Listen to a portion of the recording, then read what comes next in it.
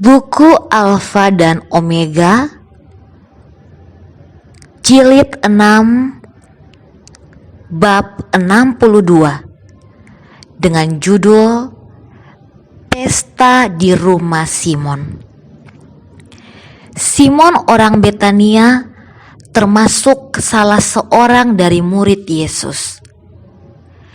Ia salah seorang di antara orang Farisi yang sedikit jumlahnya yang telah menggabungkan diri secara terang-terangan dengan para pengikut Kristus. Ia mengakui Yesus sebagai seorang guru, serta mengharapkan bahwa mungkin ialah Mesias itu, tetapi ia tidak menerima dia sebagai juru selamat. Tabiatnya tidak berubah, prinsip-prinsipnya juga tidak berubah. Simon telah disembuhkan dari penyakit kusta, dan inilah yang telah menarik dia kepada Yesus. Ia ingin menunjukkan rasa terima kasihnya, dan pada kunjungan Kristus yang terakhir ke Betania, diadakannya sebuah pesta bagi juru selamat dan murid-muridnya. Pesta ini mengumpulkan banyak orang Yahudi. Pada saat itu terjadilah banyak kesibukan di Yerusalem. Kristus dan tugasnya menarik perhatian lebih besar daripada sebelumnya. Mereka yang menghadiri pesta itu memperhatikan gerak-geriknya, dan beberapa dari mereka dengan pandangan mata yang tidak menyenangkan. Juru selamat telah tiba di Betania hanya 6 hari menjelang Paskah, dan sesuai dengan kebiasaannya, ia mencari tempat menginap di rumah Lazarus. Rombongan orang yang bepergian yang sampai ke kota itu menyebarkan berita bahwa ia sedang dalam perjalanan ke Yerusalem dan bahwa ia akan beristirahat pada hari Sabat di Betania. Beberapa daripadanya tidak senang kepada Yesus, sedangkan beberapa yang lain didorong rasa ingin melihat seseorang yang telah dibangkitkan dari maut. Banyak orang mengharapkan hendak mendengar dari Lazarus cerita yang ajaib tentang peristiwa yang disaksikan sesudah kematian. Mereka heran karena ia tidak bersedia menceritakan apa-apa kepada mereka. Tidak ada sesuatu seperti ini hendak diceritakannya. Kitab suci menyatakan, tetapi orang yang mati tak tahu apa-apa, baik kasih mereka maupun kebencian dan kecemburuan mereka sudah lama hilang. Pengkhotbah 9 ayat 5 dan 6. Tetapi Lazarus mempunyai suatu kesaksian yang ajaib tentang pekerjaan Kristus. Ia sudah dibangkitkan dari antara orang mati untuk maksud ini. Dengan jaminan dan kuasa ia menyatakan bahwa Yesus adalah anak Allah. Laporan-laporan yang disampaikan ke Yerusalem oleh para pengunjung ke Betania menambah kegemparan. Orang banyak ingin sekali melihat dan mendengar Yesus. Banyak yang bertanya-tanya, apakah Lazarus akan menemani dia ke Yerusalem? Dan apakah nabi itu akan dimahkotai sebagai raja pada hari raya Paskah itu? Imam-imam dan para penghulu melihat bahwa pengaruh mereka kepada orang banyak kian lemah, dan amarah mereka terhadap Yesus memuncak. Mereka hampir tidak sabar menunggu kesempatan untuk menggeser dia untuk selama-lamanya dari jalan mereka. Ketika saat berlalu, mereka mulai khawatir jangan-jangan ia tidak datang ke Yerusalem. Mereka ingat berapa sering ia telah menggagalkan rencana mereka hendak membunuh dia, dan mereka takut jangan-jangan sekarang ini ia membaca niat mereka terhadap dia dan akan menjauhkan diri. Mereka hampir tidak dapat menyembunyikan kecemasan mereka dan bertanya satu sama lain, "Bagaimana pendapatmu? Akan datang jugakah ia ke kota?" Suatu rapat imam-imam dan orang Farisi pun diadakan. Sejak Lazarus dibangkitkan, simpati orang banyak sudah sepenuhnya kepada Kristus, sehingga sangatlah berbahaya menangkap dia terang-terangan. Itulah sebabnya pihak yang wajib memutuskan hendak menangkap dia dengan cara sembunyi-sembunyi dan sedapat-dapatnya mengadakan pemeriksaan secara diam-diam. Mereka mengharapkan bahwa bila ia sudah dinyatakan bersalah, maka pendapat halayak ramai yang masih berubah-ubah itu akan memihak kepada mereka. Demikianlah mereka mengusulkan untuk membinasakan Yesus.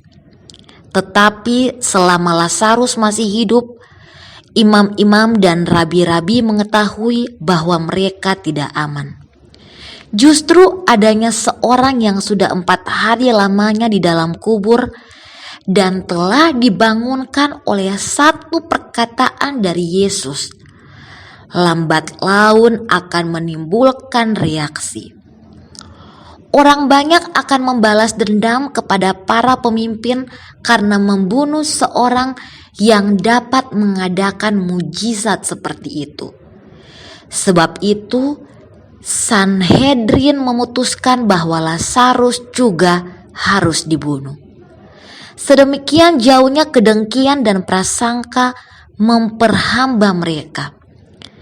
Kebencian dan sifat tidak percaya para pemimpin Yahudi sudah bertambah-tambah sampai mereka mau membunuh seorang yang sudah diluputkan oleh kuasa Allah dari dalam kubur.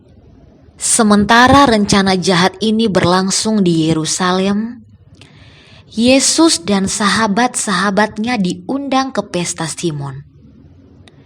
Di meja makan, Juru Selamat duduk dengan Simon yang telah disembuhkannya dari suatu penyakit yang menjijikkan di sebelah, dan Lazarus yang sudah dibangkitkannya dari kematian di sebelah yang lain.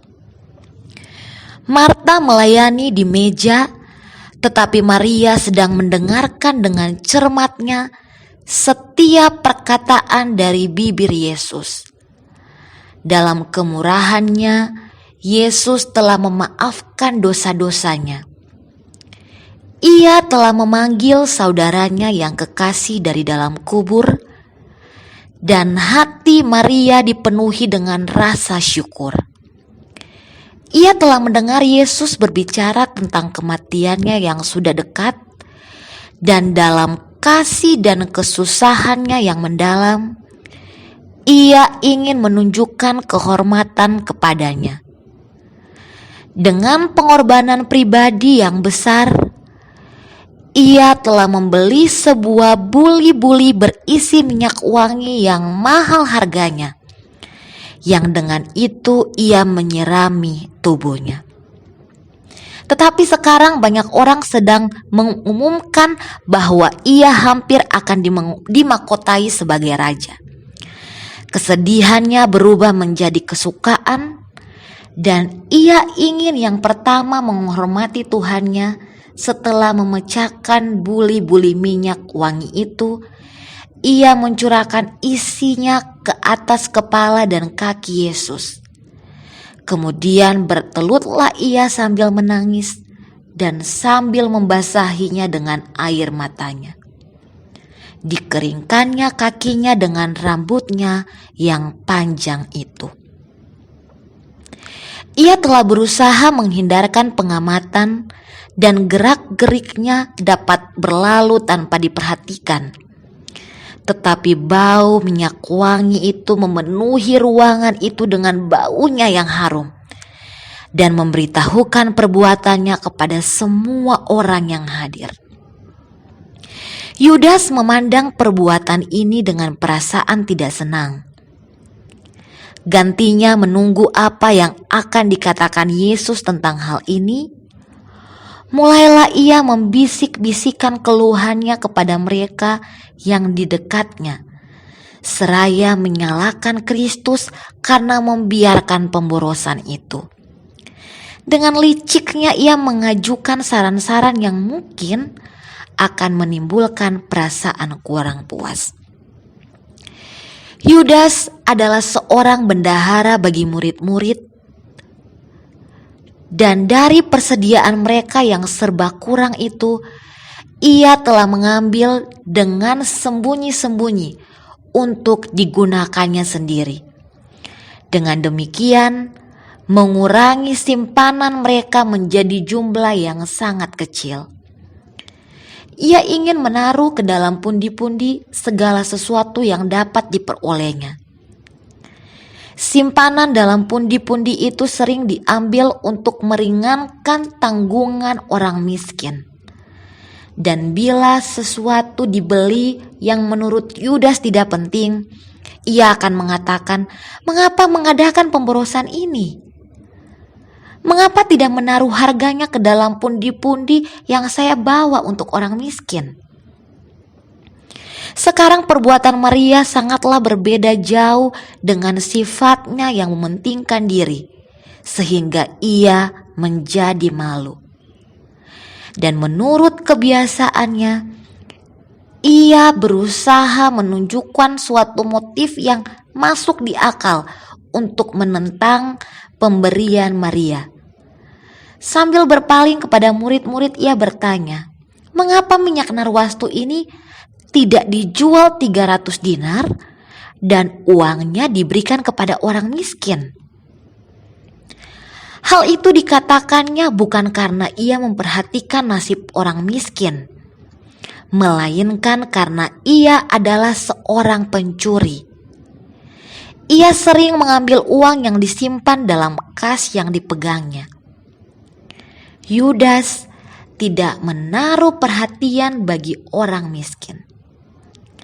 Seandainya minyak wangi Maria itu dijual dan hasilnya sudah jatuh ke tangannya, orang miskin tidak akan menerima manfaatnya.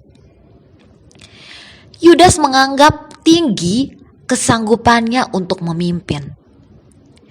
Sebagai seorang ahli keuangan, ia menganggap dirinya jauh melebihi murid-murid yang lain. Dan ia telah menuntun mereka kepada anggapan yang demikian. Ia telah dapat meyakinkan mereka dan mempunyai pengaruh yang kuat pada mereka. Simpatinya yang hanya sekedar rupa bagi orang miskin menipu mereka, dan sindirannya yang cerdik itu menyebabkan mereka memandang pada kecintaan Maria dengan perasaan curiga. Persungutan itu disampaikan di sekeliling meja makan. Untuk apa pemborosan ini? Sebab minyak itu dapat dijual dengan mahal dan uangnya dapat diberikan kepada orang miskin. Maria mendengar kritik itu. Hatinya berdebar-debar. Ia takut jangan-jangan saudaranya perempuan akan menyalahkan dia karena pemborosan itu. Tuhan juga mungkin berpendapat bahwa ia pemboros. Tanpa minta maaf, ia sudah hampir surut. Tetapi suara Tuhannya terdengar, "Biarkanlah dia. Mengapa kamu menyusahkan dia?" Ia melihat bahwa perempuan itu sudah malu dan sedih. Ia mengetahui bahwa dalam perbuatan ini, perempuan itu telah menyatakan rasa terima kasihnya karena keampunan dosa-dosanya dan ia membawa kelegaan pada pikirannya. Sambil menyaringkan suaranya lebih keras daripada persungutan krisis itu, ia berkata, "Ia telah melakukan suatu perbuatan yang baik padaku, karena orang-orang miskin selalu ada padamu, dan kamu dapat menolong mereka bila mana kamu menghendakinya.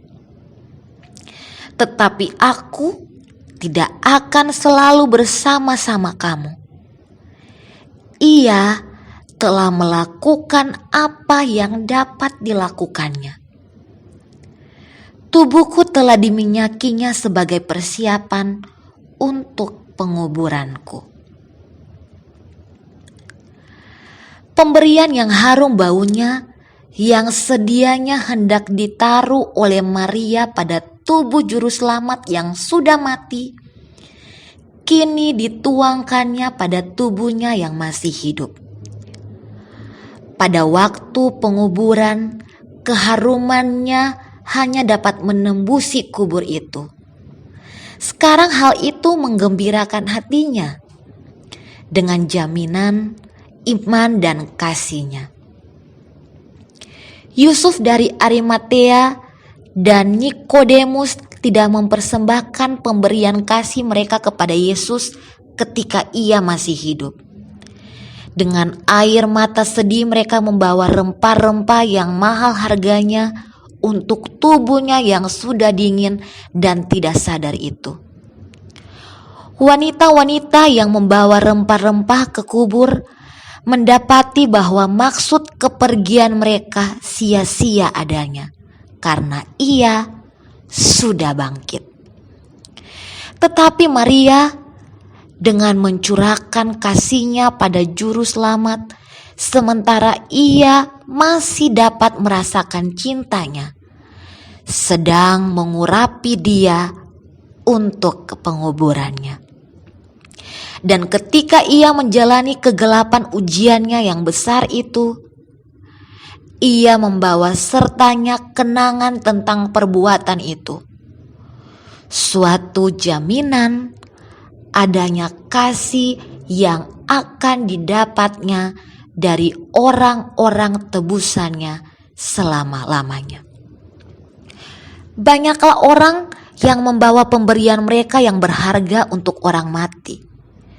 Ketika mereka berdiri mengelilingi tubuh yang sudah dingin dan diam itu, perkataan cinta diucapkan dengan bebas.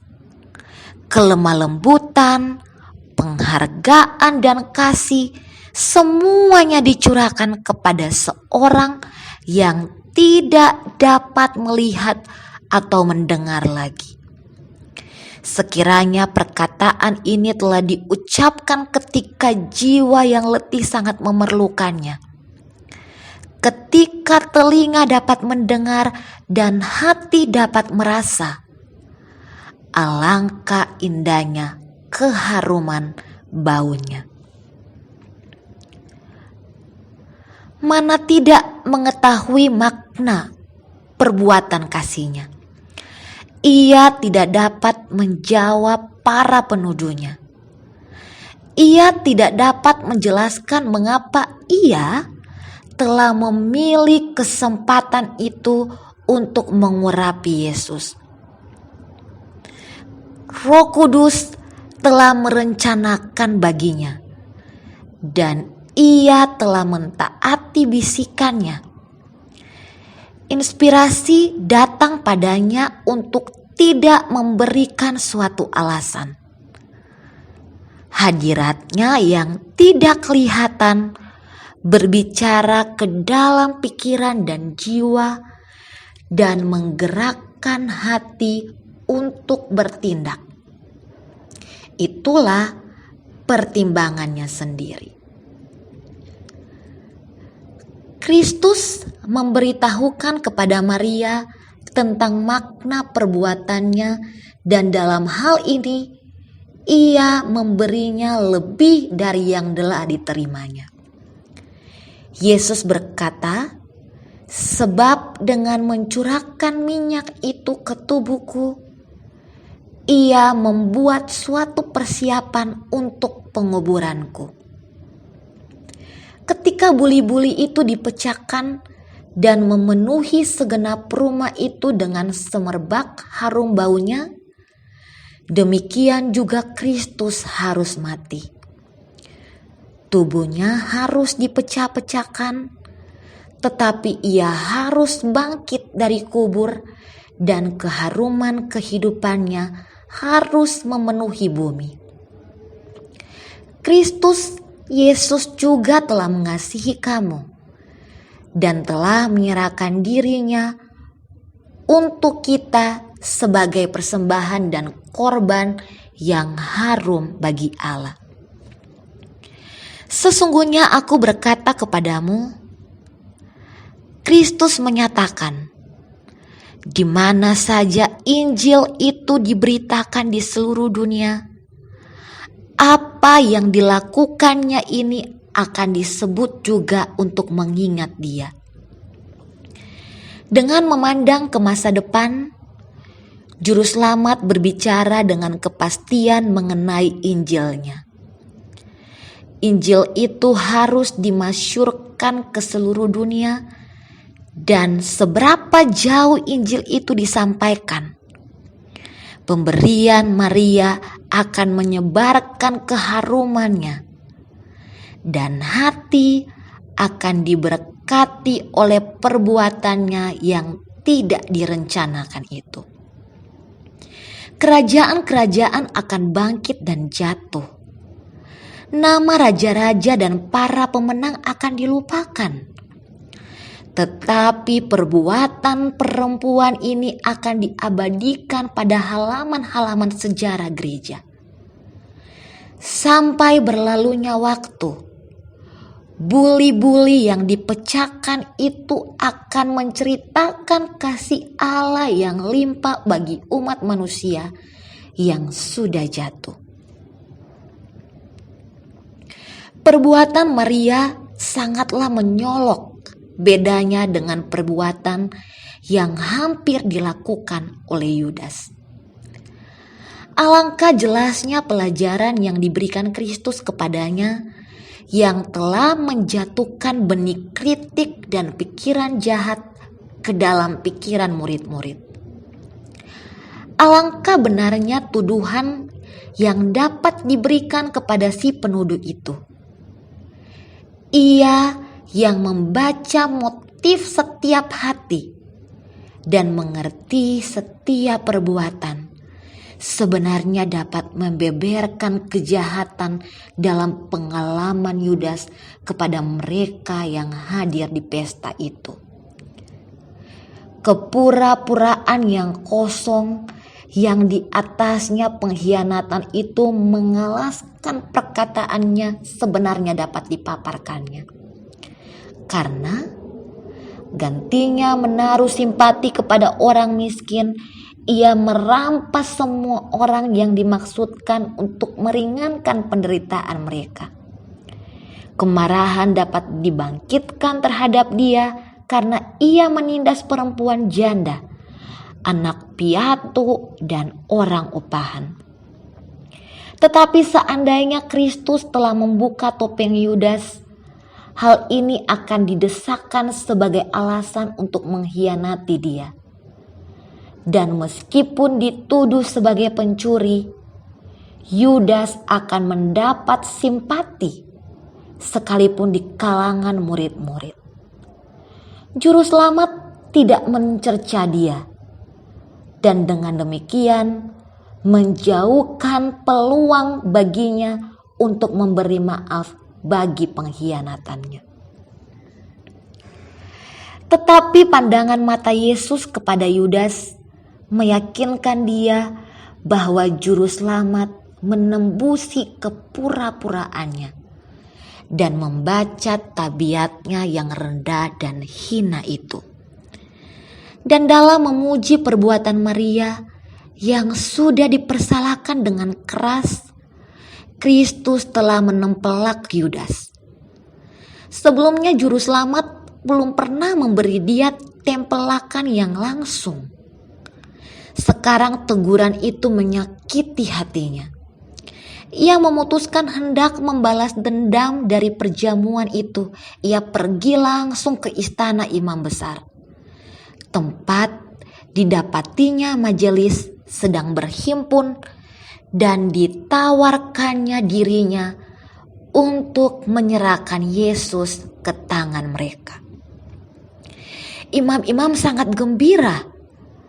Para pemimpin Israel ini telah diberi kesempatan untuk menerima Kristus sebagai juru selamat mereka. Tidak usah dibeli dengan uang.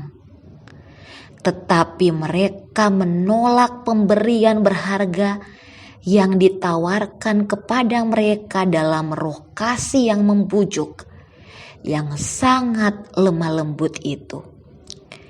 Mereka menolak untuk menerima keselamatan yang lebih berharga daripada emas dan membeli Tuhan mereka dengan 30 keping perak. Yudas telah memanjakan keserakahan sampai hal itu menguasai setiap sifat tabiatnya yang baik. Ia iri melihat persembahan yang diberikan kepada Yesus. Hatinya menyala dengan perasaan cemburu bahwa juru selamat harus menerima suatu pemberian yang cocok bagi raja-raja di dunia, dengan jumlah yang jauh lebih sedikit daripada harga buli-buli minyak wangi itu. Dikhianatinya lah Tuhannya. Murid-murid tidak seperti Yudas.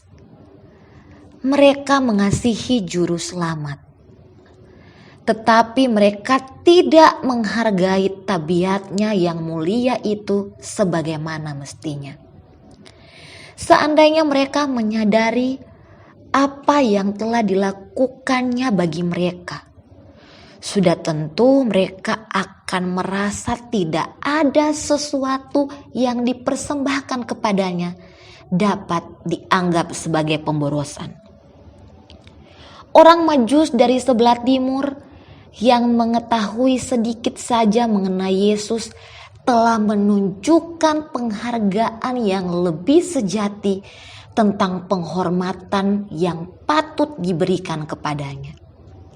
Mereka membawa pemberian yang berharga kepada juru selamat dan tunduk menghormati dia ketika ia masih bayi dan dibuai dalam palungan.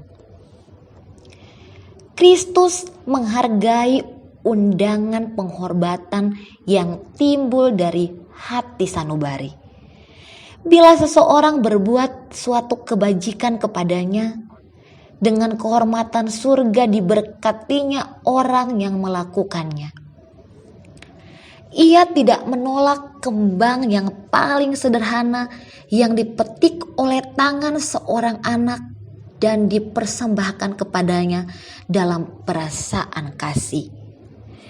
Ia menerima persembahan anak-anak dan memberkati si pemberi, mencatat nama mereka dalam buku kehidupan.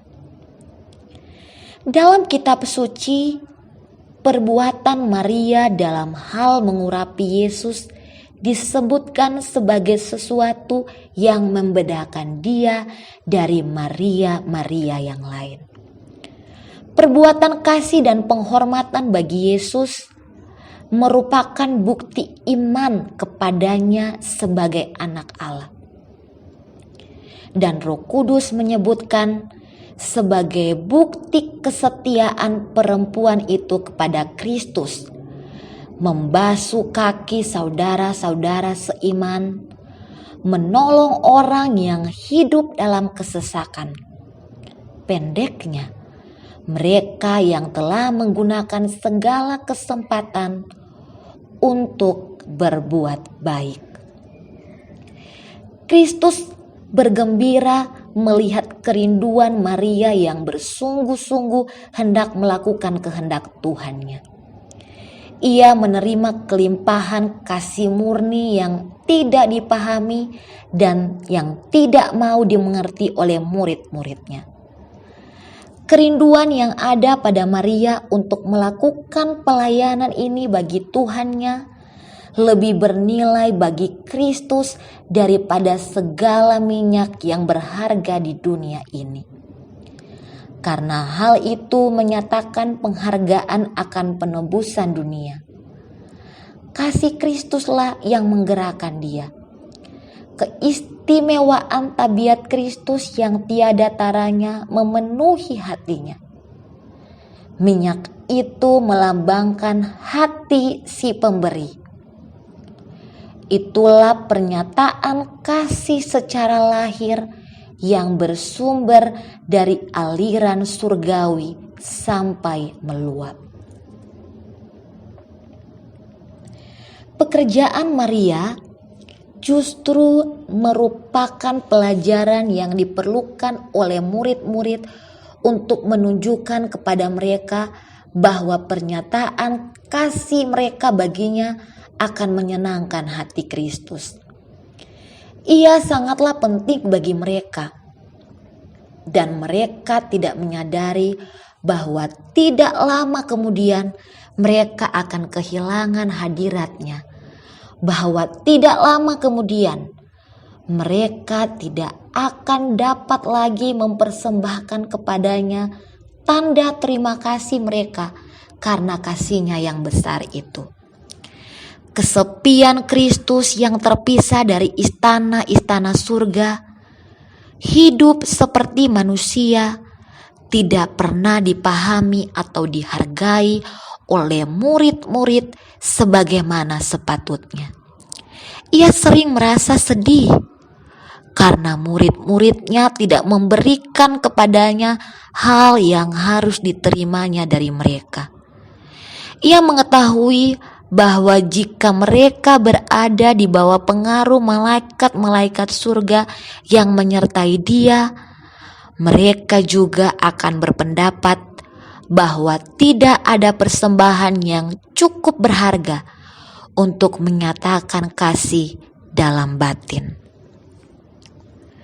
Setelah mereka mengetahuinya, kemudian mereka pun mengerti tentang banyak perkara yang sebenarnya dapat mereka lakukan bagi Yesus sebagai pernyataan kasih dan terima kasih dari hati mereka.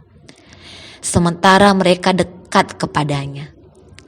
Ketika Yesus tidak lagi bersama-sama dengan mereka dan mereka sesungguhnya merasa sebagai domba-domba tanpa gembala, maka mulailah mereka melihat bagaimana mereka dapat menunjukkan perhatian kepadanya yang akan menggembirakan hatinya.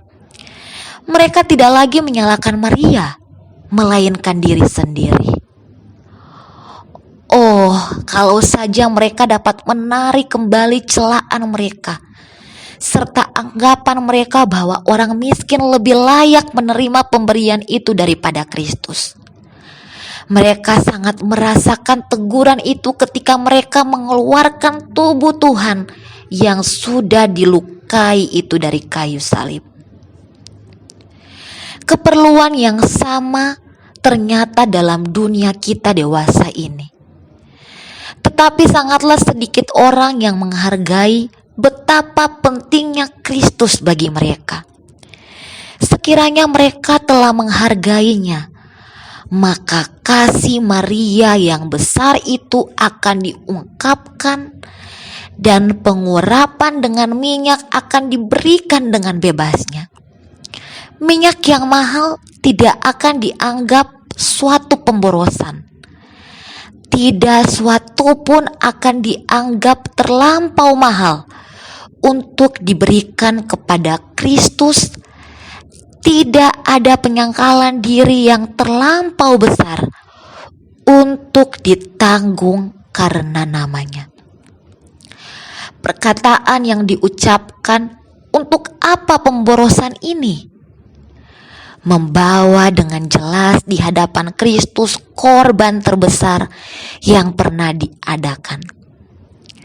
Pemberian dirinya sendiri sebagai pendamai bagi dunia yang hilang. Tuhan sangatlah dermawan kepada umatnya, sehingga tentang Dia tidak dapat dikatakan bahwa sebenarnya Ia dapat berbuat lebih banyak lagi. Dalam memberikan Yesus, Allah memberikan segenap surga. Dari pandangan manusia, pengorbanan seperti itu merupakan suatu pemborosan yang tidak beralasan. Bagi pertimbangan manusia, segenap rencana keselamatan merupakan suatu pemborosan kemurahan dan sumber tenaga.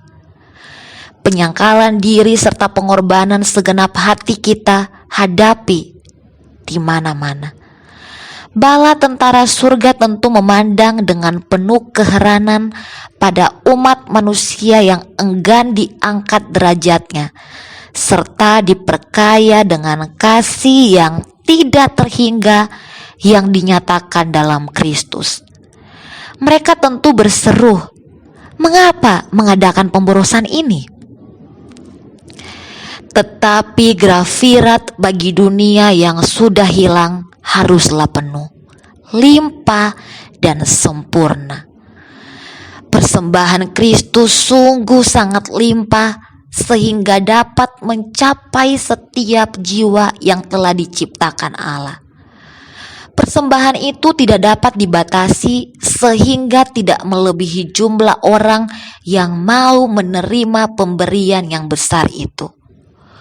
Bukannya semua orang akan masuk surga. Meskipun demikian, rencana penebusan bukannya suatu pemborosan karena tidak dilaksanakannya segala sesuatu yang telah disediakan oleh kedermawanannya. Harus ada cukup dan untuk dicadangkan. Simon, tuan rumah, telah dipengaruhi dengan Yudas terhadap pemberian Maria, dan ia heran melihat perilaku Yesus. Kesombongan Farisinya dihinakan.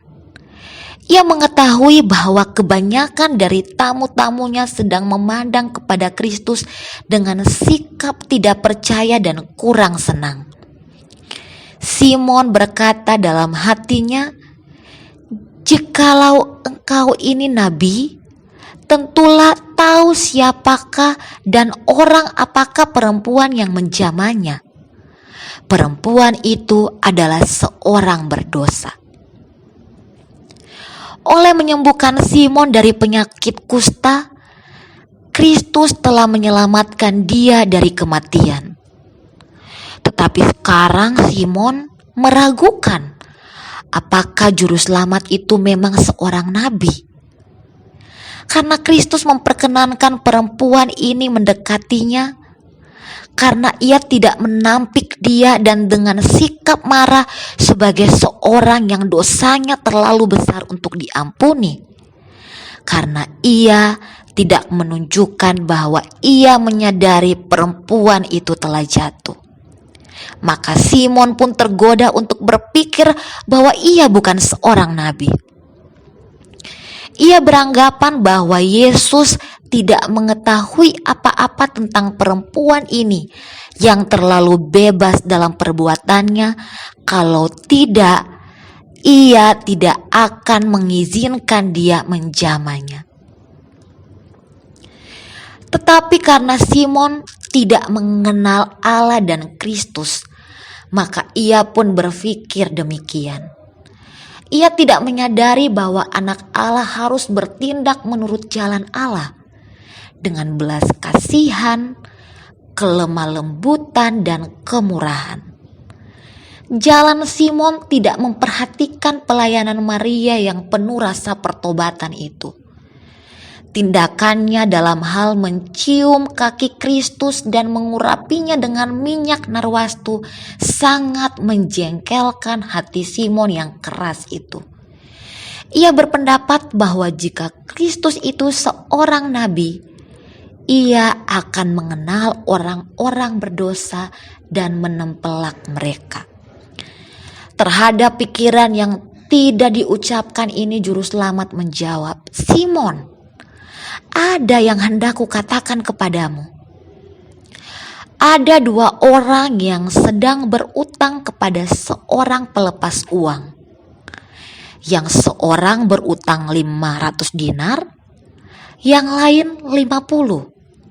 Karena mereka tidak sanggup membayar, maka ia menghapus utang kedua orang itu. Siapakah di antara mereka yang terlebih mengasihi dia?" Jawab Simon, "Aku kira dia yang paling banyak dihapuskan utangnya." Kata Yesus kepadanya, "Betul pendapatmu itu. Sebagaimana yang diperbuat oleh Natan kepada Daud." Kristus menyembunyikan serangannya yang berhasil itu dengan menggunakan perumpamaan. Ia melemparkan kepada tuan rumah itu beban untuk mengucapkan hukuman atas dirinya sendiri. Simon telah memimpin wanita yang dicelanya sekarang ke dalam dosa. Ia telah diperlakukan dengan tidak baik olehnya. Dengan dua orang yang berutang dalam perumpamaan itu, Simon dan wanita itu digambarkan. Yesus tidak merencanakan untuk mengajarkan bahwa dua derajat kewajiban harus dirasakan oleh kedua orang itu karena masing-masing berutang budi yang tidak pernah dapat dibayar kembali. Tetapi Simon merasa dirinya lebih benar daripada Maria, dan Yesus menghendaki agar ia melihat berapa besar dosanya yang sebenarnya. Ia hendak menunjukkan kepadanya bahwa dosanya lebih besar daripada dosa Maria, sebagaimana utang 500 dinar jauh lebih besar daripada utang 50 dinar. Simon sekarang melihat dirinya sendiri dalam suatu terang yang baru. Ia melihat bagaimana Maria dianggap oleh seorang yang bukan hanya sekedar nabi. Ia melihat bahwa dengan mata nubuatan yang tajam, Kristus membaca hati wanita itu yang penuh kasih dan penyerahan. Perasaan malu meliputinya dan ia menyadari bahwa ia berada di hadapan seorang yang lebih unggul dari dirinya sendiri. Kristus meneruskan, "Aku masuk ke rumahmu, namun engkau tidak membasuh kakiku." Tetapi dengan air mata pertobatan yang didorong oleh kasih, Maria telah membasuh kakiku dan menyekanya dengan rambut kepalanya. "Engkau tidak mencium aku, tetapi perempuan ini yang engkau hinakan. Aku masuk tiada henti-hentinya mencium kakiku." Kristus menuturkan kesempatan yang telah diberikan kepada Simon untuk menunjukkan kasih-Nya bagi Tuhannya serta penghargaannya bagi apa yang telah dilakukan baginya. Dengan jelas tetapi dengan kesopanan yang halus, Juru Selamat memastikan kepada murid-muridnya bahwa hatinya sedih bila anak-anaknya lalai menunjukkan syukur mereka kepadanya, baik dengan perkataan maupun dengan perbuatan kasih. Si penyelidik hati membaca motif yang memimpin Maria kepada tindakannya, dan ia melihat juga roh yang mendorong perkataan Simon. "Engkau lihat perempuan ini?" katanya kepada Simon. "Ia seorang berdosa. Aku berkata kepadamu, dosanya yang banyak itu telah diampuni, sebab ia telah banyak berbuat kasih. Tetapi orang yang sedikit diampuni, sedikit juga ia berbuat kasih." Sikap dingin dan kelalaian Simon terhadap Juru Selamat menunjukkan alangkah sedikitnya ia menghargai kemurahan yang telah diterimanya. Ia telah memikirkan bahwa ia menghormati Yesus oleh mengundang dia ke rumahnya. Tetapi sekarang ia melihat dirinya sebagaimana keadaan yang sebenarnya. Sementara ia memikirkan bahwa ia sedang membaca keadaan tamunya, tamunya itu sedang membaca keadaannya. Ia melihat alangkah benarnya pertimbangan Kristus tentang dirinya. Agamanya telah merupakan suatu jubah kefarisian. Ia telah menghinakan belas kasihan Yesus. Ia tidak mengakui dia sebagai wakil Allah. Sementara Maria, sebagai seorang berdosa telah diampuni. Simon adalah seorang berdosa yang tidak diampuni. Peraturan keadilan yang keras yang telah dikehendakinya untuk dipaksakan pada wanita itu telah mempersalahkan dia.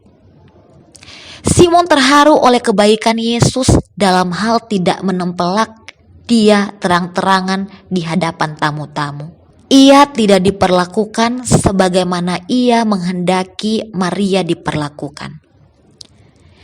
Ia melihat bahwa Yesus tidak ingin membeberkan kesalahannya kepada orang lain, melainkan mencari satu ucapan yang benar mengenai perkara itu untuk meyakinkan pikirannya, serta oleh kebaikannya yang menaruh belas kasihan untuk menaklukkan hatinya. Celaan yang keras hanyalah mengeraskan hati Simon terhadap pertobatan, tetapi nasihat yang penuh kesabaran meyakinkan dia tentang kesalahannya. Ia melihat alangkah besarnya utangnya kepada Tuhannya. Kesombongannya direndahkan. Ia bertobat dan orang Farisi yang angkuh itu berubah menjadi seorang murid yang rendah hati dan mengorbankan diri.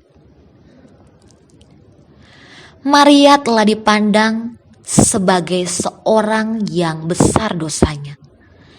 Tetapi Kristus mengetahui keadaannya yang telah membentuk kehidupannya. Ia dapat memadamkan setiap harapan dalam jiwanya. Tetapi ia tidak berbuat demikian. Ialah yang telah mengangkatnya dari keadaan putus asa dan kebinasaan. 7 kali dia telah mendengar Yesus menghardik setan-setan yang menguasai hati dan pikirannya. Ia telah mendengar suaranya yang nyaring kepada Bapa demi kepentingannya.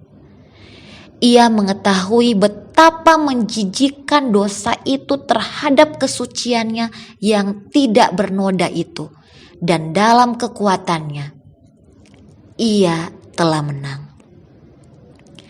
Bila pada pandangan mata manusia perkaranya kelihatan tanpa harapan, Kristus melihat dalam Maria kesanggupan bagi kebaikan. Ia melihat sifat-sifat tabiat yang lebih baik. Rencana penebusan telah memberikan kepada manusia kemungkinan yang besar, dan kepada Maria kemungkinan itu akan diwujudkan. Oleh anugerahnya ia turut mengambil bagian dari sifat ilahi. Seorang yang telah jatuh dan pikirannya menjadi tempat tinggal setan telah dibawa lebih dekat kepada juru selamat dalam persekutuan dan pelayanan. Marialah yang duduk di kakinya dan belajar dari dia. Marialah yang mencurahkan ke atas kepalanya minyak yang berharga serta membasahi kakinya dengan air matanya. Maria berdiri di sisi salib dan mengikuti dia ke kubur. Maria mula-mula tiba di kubur sesudah kebangkitannya. Marialah yang mula-mula memasyurkan juru selamat yang sudah bangkit itu. Yesus mengetahui keadaan setiap jiwa. Engkau mungkin mengatakan, saya seorang berdosa, amat berdosa. engkau mungkin dalam keadaan demikian. Tetapi lebih buruk keadaanmu, lebih besar pula keperluanmu akan Yesus. Ia tidak menolak seorang yang menangis dan menyesal. Ia tidak menceritakan kepada siapapun segala perkara yang dapat dinyatakannya. Tetapi ia mengundang setiap jiwa yang gemetar untuk memberanikan diri. Dengan lega diampuninya semua orang yang datang kepadanya untuk memperoleh pengampunan dan pemulihan. Kristus dapat memerintahkan malaikat-malaikat surga untuk mencurahkan piala murkanya ke atas dunia kita, membinasakan mereka yang dipenuhi kebencian kepada Allah. Ia dapat menghapuskan titik hitam ini dari semesta alam ciptaannya. Tetapi ia tidak berbuat demikian.